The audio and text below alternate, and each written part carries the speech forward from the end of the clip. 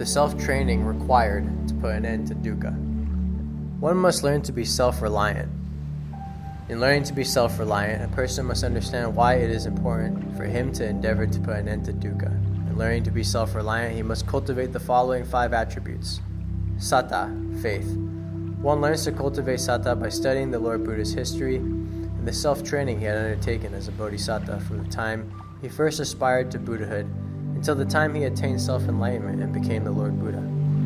Having been able to extinguish dukkha, he has taught other beings to do likewise so that they too can attain nibbana. A strong constitution. One learns to take good care of one's body by knowing how to exercise moderation when consuming the 4 necessities.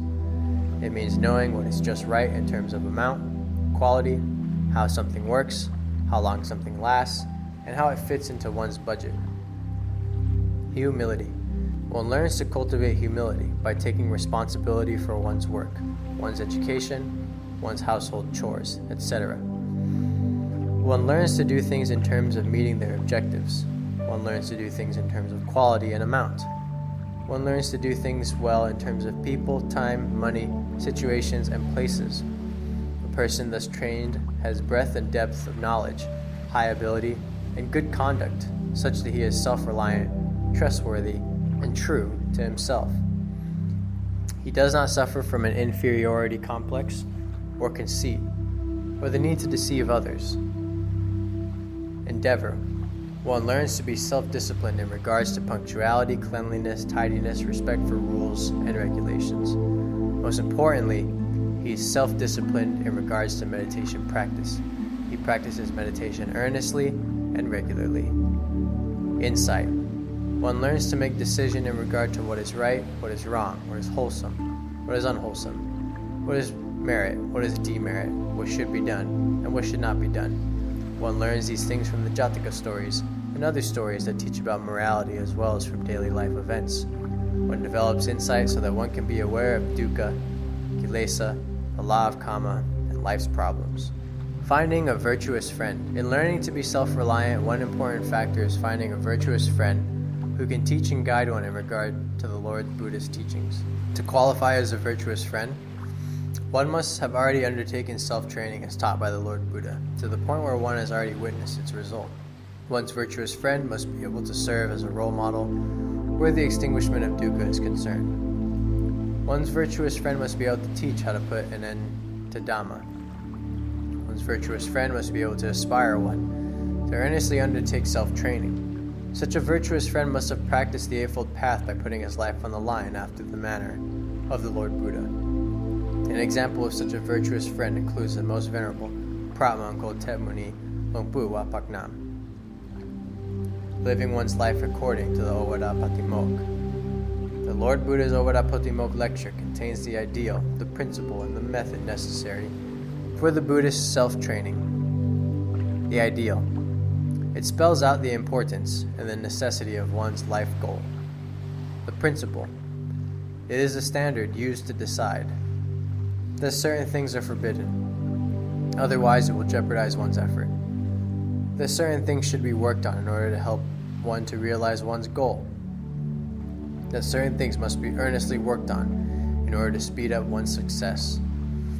The method spells out the steps necessary to realize one's life goal. Lord Buddha teaches the Ovada Patimokkha in order to provide people with the ideal, the principle, and the method necessary to undertake self-training for the purpose of putting an end to dukkha.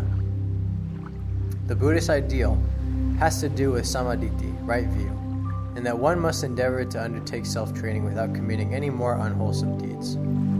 The Buddhist principle has to do with sammasankappa, right thought, and that one is constantly reminding himself that he must never commit any unwholesome deeds, that he must perform every form of wholesomeness to the fullest extent, that he must learn to keep his mind bright and clear at all times. The Buddhist way of life must consist of punya, merit, alone from morning until night. One must not harm anyone verbally or physically. One must observe the precepts and exercise good manners. One must exercise moderation when consuming the 4 necessities. One must choose to sit and lie down in a quiet place. And one must earnestly and regularly practice meditation. Whoever practices the Ovada Patimokkha will be able to undertake self-training for the purpose of putting an end to dukkha, practicing the Eightfold Path by putting one's life on the line. To see Nibbana, to attain Nibbana, to become one with Nibbana, one's physical, verbal, and mental purity must be equal to that of Nibbana. It is through the purity of Nibbana that dukkha can be successfully extinguished. The successful extinguishment of dukkha nullifies the law of karma and the three characteristics. Purify one's body, speech, and mind means to practice samadhi bhavana, or meditation. Samadhi bhavana in turn consists of the first 7 components of the Eightfold Path. Samadhi bhavana enables one's mind to become clean, bright, and still. When one's mind can be brought to a complete standstill, one can attain the Dhamma, as shown in the following diagram. By the time the Lord Buddha was able to discover the means of purifying one's body, speech, and mind, he had to put his life on the line countless times as a bodhisattva while working towards Buddhahood. To get started, an aspiring practitioner of the Eightfold Path needs to cultivate the following 4 habits. Staying close to his virtuous friend. It means finding a good and virtuous teacher, visiting him often, giving him permission to point out one's weaknesses. Listening to Dhamma lectures. It means finding every opportunity to learn the Dhamma to make sure that one is staying the course. Contemplating the Dhamma. It means contemplating what one has learned, understanding the reason why one is practicing the Eightfold Path, and valuing the Dhamma more than one's life. Practicing meditation. It means earnestly and regularly practicing meditation in order to achieve elevated meditative attainments for the purpose of gradually putting an end to dukkha. The earnest practice of the Eightfold Path as described above enables the practitioner to put an end to dukkha, to nullify the law of karma and the 3 characteristics and attain Nibbana. Such is the way to escape from the round of rebirth as taught by the Lord Buddha. It remains for one to decide if one wishes to continue being kept a prisoner of the round of rebirth, or to earnestly undertake self-training for the purpose of following the Lord Buddha to Nibbana. The Lord Buddha says, "I can serve only as your guide."